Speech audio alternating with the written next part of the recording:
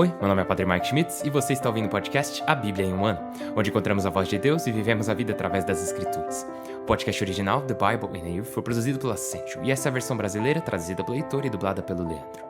Usando a linha do tempo da Bíblia Grande Aventura, vamos ler de Gênesis até Apocalipse, descobrindo como se desenrola a história da salvação e como nos encaixamos nessa história hoje. É o dia 193, vamos ler Isaías, capítulos 3 e 4, o livro de Tobias, capítulos 3 e 4, e os versículos 13 a 18 do capítulo 9 de Provérbios. Como sempre, a Bíblia que eu uso todos os dias é a Bíblia da Grande Aventura da Century em inglês. Você pode acompanhar usando qualquer Bíblia que você preferir, porém recomendamos a Bíblia do Peregrino. Se você quiser saber quais vão ser os próximos capítulos ou marcar o quanto você já leu, é só baixar o nosso plano de leitura de graça do link na descrição do vídeo. E você pode se inscrever no canal e ativar o sininho clicando no botão ali embaixo. Aí a gente vai aparecer para você todos os dias, assim você nunca vai perder um episódio. Então, como eu disse ontem, hoje vamos falar mais sobre... Padre, da onde veio esse livro de Tobias? Porque eu ouvi falar que vocês católicos têm 73 livros na Bíblia de vocês, enquanto nas nossas, Bíblias não católicas, tem só 66. Então, qual é a história por trás disso aí? Então, hoje eu vou dar o meu melhor para tentar explicar isso para vocês é isso que temos hoje. Vamos falar sobre isso. Porém, primeiro, como eu disse, hoje é o dia 193 e vamos ler os capítulos 3 e 4 do livro do profeta Isaías, os capítulos 3 e 4 do livro de Tobias e os versículos 13 a 18 do capítulo 9 de Provérbios. O livro do profeta Isaías, capítulo 3. Anarquia em Jerusalém. Vede que o Senhor dos Exércitos afasta de Jerusalém e de Judá bastão e sustento. Todo sustento de pão, todo sustento de água. Capitão e soldado, juiz e profeta. Adivinho e conselheiro. Comandante e notável. Conselheiro, artesão e mago. E o perito em encantamentos. Nomearei jovens como chefes, meninos os governarão. O povo se atacará uns aos outros, um homem contra seu próximo. Jovens se amotinarão contra anciãos, plebeus contra nobres. Um homem agarrará seu irmão na casa paterna. Tens um manto, sê nosso chefe. Assume o comando desta ruína. Nesse dia, o outro protestará. Não sou médico, e em minha casa não há pão nem tenho manto. Não me nomeieis chefe do povo. Jerusalém desmorona, Judá vem abaixo, porque falavam e agiam contra o Senhor, rebelando-se na presença de sua glória. Seu descaramento testemunha contra eles, alardeiam seus pecados como Sodoma, não os ocultam. Ai deles, porque provocam sua própria desgraça. Feliz o justo, tudo lhe irá bem, comerá o fruto de suas ações. Ai do perverso, tudo lhe irá mal, ele darão o pagamento de suas obras. Povo meu, a quem criancinhas oprimem e mulheres governam? Povo meu, teus guias te extraviam, apagam o traçado de tuas sendas. O Senhor se levanta para julgar, de pé vai sentenciar o seu povo. O Senhor vem para fazer um pleito com os chefes e príncipes do seu povo. Vós devastáveis as vinhas e tendes em casa o que foi roubado do pobre. O que é isso? Triturais o meu povo, moeis o rosto dos desvalidos? Oráculo do Senhor dos Exércitos. Contra o luxo feminino. Diz o Senhor, porque se envaidecem as mulheres de Sião, andam de pescoço empinado, piscando os olhos, caminham com um passo miúdo, tilintando as argolas dos pés. O Senhor cobrirá de caspa a cabeça das mulheres de Sião. O Senhor desnudará suas vergonhas. Naquele dia, o Senhor arrancará seus enfeites, braceletes, diademas, meias-luas, pingentes, pulseiras, véus, lenços, correntinhas, cintos, frascos de perfume, amuletos, anéis e pingentes de nariz, trajes, mantos, xales, bolsas, vestidos de seda e de linho, turbantes e mantilhas. E terão, em vez de perfume, mau cheiro, em vez de cinto, corda, em vez de cabelos encaracolados, calvície, em vez de sedas, pano de saco, em vez de beleza, cicatriz. As viúvas de Jerusalém. Teus homens cairão à espada, teus soldados na guerra. Tuas portas gemerão e farão luto, e assolada te sentarás no chão. Capítulo 4. Naquele dia, 7 mulheres agarrarão um só homem, dizendo-lhe: comeremos o nosso pão, nos vestiremos com nossa roupa. Dá-nos só teu sobrenome. tira a nossa desonra. Naquele dia, o rebento do Senhor será joia e glória, o fruto do país, honra e enfeite, para os sobreviventes de Israel. Os que ficarem em Sião, os restantes em Jerusalém, serão chamados santos, os inscritos em Jerusalém entre os vivos. Quando o Senhor lavar a sujeira das mulheres de Sião e esfregar o sangue dentro de Jerusalém, com um vento justiceiro, com um sopro abrasador, o Senhor criará em todo o recinto do monte de Sião e sua assembleia uma nuvem de dia, uma fumaça brilhante, um fogo chamejante de noite. Do céu e tabernáculo cobrirão sua glória. Será sombra no calor do dia, resguardo no aguaceiro, abrigo na chuvarada. O livro de Tobias, capítulo 3. Profundamente aflito, solucei, pus-me a chorar e comecei a rezar entre soluços. Senhor, Tu és justo, todas as Tuas obras são justas. Tu ages com misericórdia e lealdade, Tu és o juiz do mundo. Tu, Senhor, lembra-te de mim e olha para mim. Não me castigues por meus pecados, meus erros e os de meus pais, cometidos em Tua presença, desobedecendo a Teus mandatos. Tu nos entregaste ao saque, ao desterro e à morte. Tornaste-nos refrão, comentário e zombaria de todas as nações onde nos dispersaste. Sim, todas as tuas sentenças são justas quando me tratas assim por meus pecados, porque não cumprimos teus mandatos nem agimos lealmente em tua presença. Faze agora de mim o que quiseres. Manda que me tirem a vida e desaparecerei da face da terra, e em terra me transformarei. Porque é melhor morrer do que viver depois de ouvir ultrajes que não mereço e ver-me invadido pela tristeza. Manda, Senhor, que eu me livre desta prova. Deixa-me partir para a morada eterna e não afaste de mim teu rosto, Senhor. Porque é melhor morrer do que viver passando esta vergonha e escutando tais ultrajes. A desgraça de Sara. Nesse mesmo dia, Sara, a filha de Raguel, de Ecbátana, da Média, também teve de suportar os insultos de uma criada de seu pai. Porque Sara havia casado 7 vezes, mas o maldito demônio Asmodeu foi matando todos os maridos quando iam unir-se com ela, segundo o costume. A criada lhe disse: És tu que matas teus maridos. Já te casaram com 7 e não levas o sobrenome de um sequer. Queres castigar-nos porque eles morreram? Vai com eles, e jamais vejamos um filho ou filha tua. Então Sara, profundamente aflita, se pôs a chorar, e subiu ao andar superior com a intenção de se enforcar.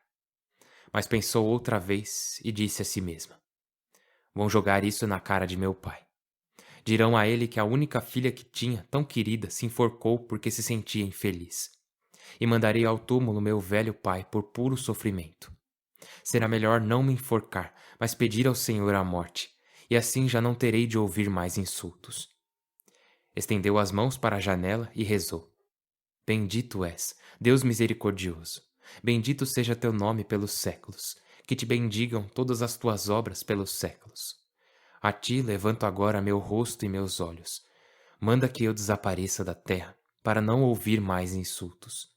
Tu sabes, Senhor, que eu me conservo limpa de todo pecado com o homem. Conservo limpo o meu nome e o de meu pai, no desterro. Sou filha única. Meu pai não tem outro filho que possa herdar dele, nem parente próximo, ou da família, com quem possa casar-me. Já perdi 7. Para que viver mais? Se não queres matar-me, Senhor, escuta como me insultam. No mesmo momento, o Deus da glória escutou a oração dos dois, e enviou Rafael para curar Tobit, limpando-lhe a vista, para que pudesse ver a luz de Deus, e Sara, a filha de Raguel, dando-a como esposa a Tobias, filho de Tobit, e livrando-a do maldito demônio Asmodeu, pois Tobias tinha mais direito de casar com ela do que todos os pretendentes. No mesmo momento, Tobit passava do pátio para a casa, e Sara de Raguel descia do andar superior. Capítulo 4. Tobit e seu filho Tobias. Nesse dia, Tobit se lembrou do dinheiro que havia depositado em casa de Gabael, em Rages, na Média. E pensou consigo: pedi a morte. Por que não chamo meu filho Tobias e o informo sobre esse dinheiro antes de morrer? Então chamou seu filho Tobias, e quando ele se apresentou, lhe disse: Conselhos de Tobit a seu filho. Faze-me um enterro digno. Honra tua mãe e não a abandones enquanto viver. Procura agradá-la e não desgostes em nada. Lembra-te, filho, dos numerosos perigos que passou por ti quando te levava no seio. E quando morrer, enterra-a junto a mim na mesma sepultura. Filho, lembra-te do Senhor toda a tua vida. Não consintas no pecado, nem violes seus mandatos. Faze obras de caridade toda a tua vida, e não sigas o caminho da injustiça. Pois aos que agem bem, tudo lhes vai bem em seus negócios, e o Senhor concede sua benevolência aos que agem retamente. Dá esmola proporcionalmente ao que tiveres. Se tiveres pouco, não temas dar esmola conforme esse pouco. Assim entesouras muitos bens para quando te vires em apuros, porque a esmola livra da morte e não deixa cair nas trevas. Quem dá esmola apresenta ao Altíssimo uma boa oferta. Filho, guarda-te da fornicação. Para casar, procura primeiro uma mulher da família. Não te cases com uma que não seja de nossa tribo, pois somos filhos de profetas. Recorda, filho, que já outrora nossos antepassados Noé, Abraão, Isaque e Jacó tomaram esposas entre seus parentes e receberam a bênção dos filhos, e sua descendência herdará a terra. Bem, filho, ama teus parentes e não te consideres superior aos filhos e filhas de teu povo, desdenhando tomar esposa entre eles, porque a perdição e a intranquilidade estão na soberba, e a preguiça leva à indigência e à miséria, porque a preguiça é a mãe da fome. Não retenhas nem sequer por uma noite a diária de teu operário. Dá-la imediatamente, pois se servires a Deus, serás recompensado. Tem cuidado, filho, em tudo o que fazes e comporta-te sempre com educação. Não faças a outro o que não agrada a ti. Não bebas até embriagar-te, para que a embriaguez não te acompanhe no caminho. Dá teu pão ao faminto e tua roupa ao nu. Dá em esmola tudo o que te sobrar e não sejas mesquinho. Oferece teu pão sobre o túmulo dos justos e não os dês aos pecadores. Pede conselho ao sensato e não desprezes um conselho útil. A quem quiser, ele o humilha até o abismo. Bem, filho, recorda essas instruções para que nunca se apaguem da memória. E agora te comunico que na casa de Gabael, filho de Gabri, em Rages, na média, deixei em depósito 300 quilos de prata. Não te preocupes se ficamos pobres.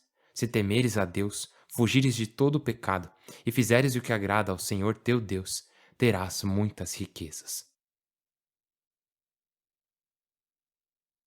O livro de Provérbios, capítulo 9, versículos de 13 a 18. Banquete da loucura. Dona Loucura é impetuosa. A ingênua de nada entende. Está sentada à porta de sua casa, num assento que domina a cidade, para gritar aos passantes, aos que vão diretos pelo caminho. Quem for inexperiente, venha aqui. Quero falar a quem carece de juízo.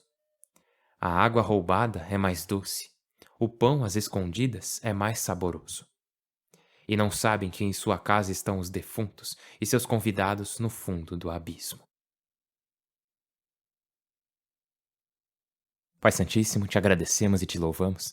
Sabemos que nos convidas, não, nos ordenas, nos dizes, para buscar a sabedoria e evitar a insensatez. E na leitura de Provérbios de hoje, tu nos lembras que existem vozes que nos chamam. Muitas vozes dizendo, ei, aqui, vem cá, olha para mim, nos dê a sua atenção, nos dê o seu coração, nos dê seu tempo, nos dê sua vida. Porque tudo que toma nossa atenção e nosso tempo, toma a nossa vida. Tudo aquilo que damos 1 minuto da nossa atenção, damos 1 minuto da nossa vida, 1 minuto do nosso coração. E assim Deus nos ajude a ser sábios. Nos ajude a não dar ouvidos a essas vozes, a esses conselhos imprudentes, mas a ouvir apenas as vozes que trazem sabedoria às nossas vidas. Nos ajude a dar ouvidos somente às pessoas que sabemos que são sábias, pessoas que vivem a Tua palavra, Senhor Deus.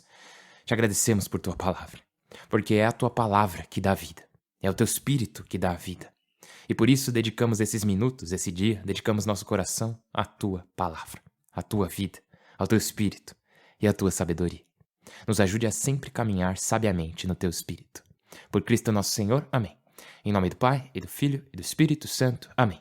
Então, ontem eu tinha dito que hoje eu ia tentar explicar o porquê do livro de Tobias estar nas Bíblias católicas e não estar nas outras Bíblias. Então, vamos lá.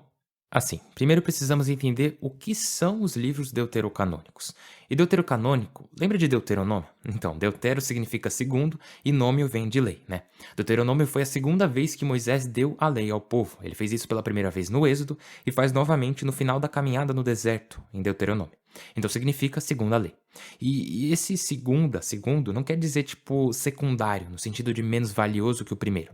É igual ao fato de que Isaías é chamado de profeta maior e outros profetas são chamados de menores, mas não quer dizer que um seja mais importante que o outro. É só uma forma de distinguir, tipo, livros mais longos, profetas maiores, livros mais curtos, profetas menores. E a mesma coisa com os livros deuterocanônicos. Eles não são secundários no sentido de serem menos importantes, mas se refere a quando eles foram estabelecidos. Então, tá, vamos lá. Algumas coisas para se ter em mente. O que são os livros deuterocanônicos? Bom, eles são 7. Tobias, que estamos lendo agora, né? Tobias, Judite, Baruque, Eclesiástico, e Eclesiástico também é conhecido como Sabedoria de Siraque. Sabedoria, 1º e 2º Macabeus. E certas adições ao livro de Esther e de Daniel também são deuterocanônicos.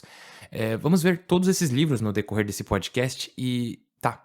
Agora, por que esses livros estão em algumas Bíblias e não em outras? Na Bíblia Católica temos 73 livros e nas Bíblias não católicas são 66 livros. Então, é importante entender que na época de Jesus não havia um cânone estabelecido. E cânone aqui nada mais é que a lista das escrituras, né? Na época de Jesus não tinha uma lista certinho, tipo, esses são os livros, as escrituras inspiradas por Deus. Haviam discordâncias. Naquela época tinham várias listas diferentes de livros que seriam considerados inspirados. Antes da era da igreja, não tinha uma lista oficial que Jesus havia dado, não tinha uma lista que Deus pegou e falou, são esses daqui. A lista mais antiga que temos, né, da era cristã, a lista mais antiga é lá do meio do 2º século. É a lista mais antiga das escrituras, então tenha isso em mente. Agora, voltando para o povo judeu. Como eu disse, não tinha uma lista absoluta de todos os livros inspirados do Antigo... Eles não chamavam de Antigo Testamento, né? Chamavam de escrituras hebraicas. Não havia uma lista para se basear das escrituras hebraicas. Beleza. Lembra disso porque vai ser muito, muito importante. Que Deus não havia dado uma lista definitiva, dizendo essas aqui são as escrituras hebraicas. Tá. E por que isso é importante? É importante porque quando Jesus estabelece a nova aliança, a nova e eterna aliança, quando Jesus estabelece a sua igreja, né? Lá no capítulo 16 de Mateus, que ele diz, você é Pedro e sobre esta pedra edificarei a minha igreja e as portas do inferno não prevalecerão contra ela. Quando Jesus estabelece a sua igreja, e assim, a igreja é o cumprimento da promessa do povo de Israel, né? O povo judeu. Lembra que o Senhor fez uma aliança com o povo judeu e eles têm estado nessa aliança desde então, nessa antiga aliança desde o começo, né? Mas com o cumprimento da antiga aliança em Jesus, as escrituras hebraicas, toda a autoridade dos rabinos, dos levitas, qualquer que fosse a ordem naquela época, a adoração, qualquer que fosse a adoração que era realizada no templo, tudo foi transferido para a era da igreja. Quando Jesus estabelece a sua igreja. Beleza. Então, na igreja primitiva, quais livros eles liam? Então, é importante entender que, em certo ponto, quando o Alexandre o Grande conquistou o mundo conhecido, ele traduziu, não ele pessoalmente, né? Ele mandou outras pessoas fazerem. Ele mandou traduzir todas as grandes leituras dos povos que ele conquistou para o grego. E ele fez isso também com as escrituras hebraicas. E essa tradução grega das escrituras hebraicas é conhecida como a Septuaginta. E tem esse nome porque reza a lenda que foram 70 tradutores diferentes, e esses 70 tradutores pegaram as versões hebraicas das escrituras, o Antigo Testamento, né? E cada um foi pro seu canto traduzir. Eles traduziram todo o Antigo Testamento. E eles concordaram, né? Eles entraram em um consenso. Todas as 70 traduções foram literalmente palavra por palavra, letra por letra, traduções exatas. E assim, a Septuaginta é conhecida como a Septuaginta por causa desses 70 tradutores, né? Não se sabe se foi assim que realmente aconteceu, mas foi assim que ela ganhou o nome. Então a Septuaginta foi a Bíblia do Antigo Testamento. As escrituras hebraicas que eram mais usadas na época de Jesus. Aliás, 60%, 67% das vezes, 2/3 das vezes que os autores do Novo Testamento citam o Antigo Testamento, eles estão citando a Septuaginta grega. Agora, isso é importante porque aqueles 7 livros que mencionamos, esses 7 livros estão incluídos na Septuaginta grega. E isso é muito, muito importante. Aliás, a igreja só nos deu a primeira lista de livros da Bíblia lá no ano 350. Então, no ano 350 foi a primeira vez que a igreja realmente disse oficialmente: esses são os livros do Antigo Testamento e esses são os livros do Novo Testamento. Foi em um concílio de Roma, no ano 350, onde a igreja disse: as pessoas estão questionando sobre isso, precisamos de um consenso, porque é assim, né? Sempre que alguém questiona ou contesta algo, a igreja tem que responder. Ela tem que chegar a um consenso e dizer: ó, a definição oficial é essa. Por exemplo, no ano 325, teve o Concílio de Nicéia, onde foi estabelecido que Jesus é verdadeiramente 100% Deus e 100% homem, em duas naturezas em uma pessoa divina. Porém, por que a igreja teve que esclarecer isso? Porque as pessoas estavam dizendo que ele não era 100% humano, ou que Jesus não era totalmente Deus. Daí a igreja, no Concílio de Nicéia, em 325, em resposta a esse questionamento, teve que definir: não. Jesus é completamente Deus e completamente homem, duas naturezas em uma pessoa divina. Daí, anos depois, no Concílio de Constantinopla, que acredito que tenha sido em 381, se eu não me engano, teve o questionamento se o Espírito Santo é igualmente Deus. E então, novamente, a igreja teve que responder. E assim, no ano 350, a questão era de quais são os livros da Bíblia, qual era o cânone da Bíblia. Então, o Concílio de Roma, no ano 350, estabeleceu: olha, os 73 livros do Antigo e do Novo Testamento juntos são esses daqui. Isso foi reiterado no Concílio de Cartago, no ano 398. E foi assim pelos próximos 1200 anos. Pelos 1200 anos que se seguiram, todo cristão, e se você é cristão, era nisso que todos os cristãos acreditavam, que todos esses 73 livros faziam parte do Antigo e Novo Testamento, que todos foram inspirados por Deus, incluindo esses 7 livros, incluindo essas partes extras de Esther e de Daniel. Essas partes não eram consideradas extras, né? Tudo isso era considerado parte da Bíblia. Até que um cavalheiro chamado Martinho Lutero apareceu e... assim, ele discordava de algumas coisas, inclusive uma dessas coisas era sobre o purgatório. Ele não acreditava em rezar pelos mortos porque ele não acreditava no purgatório. E eu lembro que ele teve um debate com um homem chamado Cardeal Caetano. E nesse debate, Martinho Lutero disse que ele não acredita em rezar pelos mortos, né? Que ele não acredita no purgatório. Daí Caetano diz: bom, mas e o segundo livro dos Macabeus, no capítulo 12, que fala sobre rezar pelos mortos? E Lutero diz: eu não aceito o capítulo 12 de 2 Macabeus, porque eu não aceito esse livro de Macabeus. Eu não aceito nenhum desses 7 livros aqui. E nisso, Martinho Lutero ordenou a remoção desses 7 livros da Bíblia cristã.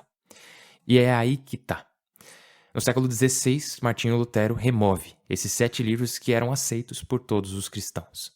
Então, as tradições ortodoxa e católica no cristianismo, elas vêm bem antes disso, bem antes de 1500, vêm lá de trás com os apóstolos. E tanto ortodoxos quanto católicos aceitam todos os 73 livros do Antigo e Novo Testamento. Foi só no século XVI que Martinho Lutero veio e disse: eu não aceito esses 7 livros. Os 7 livros que até ali todos os cristãos aceitavam, e ele os removeu da Bíblia dele. Então, é por isso que talvez você, meu irmão não católico que acompanha o podcast, nunca tenha lido esses livros. Assim, tiraram isso de você. E esses 7 livros, eu tenho que falar, eles são fenomenais. Eles são incríveis. Não só temos grandes histórias, como estamos vendo aqui no meio do livro de Tobias, né? Essa história incrível. Cara, olha quanta sabedoria tem nessa parte que ele se dirige ao filho, ali no capítulo 4. É simplesmente sensacional. Mas não só isso. Nossa, pessoal, quando chegarmos na sabedoria de Sirac, nossa, cara, vocês vão ficar malucos. O livro de sabedoria, vocês vão simplesmente pirar. E ele é... nossa, é uma bênção enorme. E muitos de nossos irmãos e irmãs que não são católicos, que não são ortodoxos, foram privados desse presente por toda a vida. Eles, e assim como os pais deles também, né, foram privados da bênção que são esses 7 livros. Tipo, imagina descobrir que você tem 7 irmãos que você nunca conheceu. Imagina que você encontrou essas 7 pessoas que deveriam ter estado com você durante toda a sua vida. E você só tá conhecendo elas agora. Infelizmente, foi isso que aconteceu quando um certo indivíduo, no século XVI, Martinho Lutero, removeu eles do cânone das escrituras. Mas felizmente, nesse podcast você será apresentado e vai conhecer esses 7 livros, esses 7 irmãos, esses 7 amigos que... confie em mim, eles vão abençoar a sua vida. Esse conhecimento vai abençoar a sua vida. A Septuaginta, a tradução grega, né? Essa era a tradução que Jesus usava, é a tradução que os apóstolos usavam, é a tradução que a igreja primitiva usava. Então, essa tradução, com todos aqueles 7 livros, era essa a versão que a igreja primitiva usava. E então, agora você vai entrar em contato não só com os últimos 500 anos do cristianismo, mas com os primeiros 1500 anos. Vai entrar em contato com os grandes homens e mulheres santos que andaram com Jesus e com os homens e mulheres santos que foram ensinados por ele e estabeleceram sua igreja no mundo. E nossa, cara, eu mal posso esperar para que vocês leiam não só os 66 livros da Bíblia que você provavelmente já conhecia, mas esses sete estranhos que vão se tornar, confia em mim, eu te garanto, eles vão se tornar grandes amigos seus. E Tobias é o primeiro que estamos conhecendo, e logo vamos passar por todos eles. Então, pessoal, continuem rezando pelos outros, porque eu estou rezando por vocês, e por favor rezem por mim. Meu nome é Padre Mike e eu mal posso esperar para te ver amanhã. Deus te abençoe.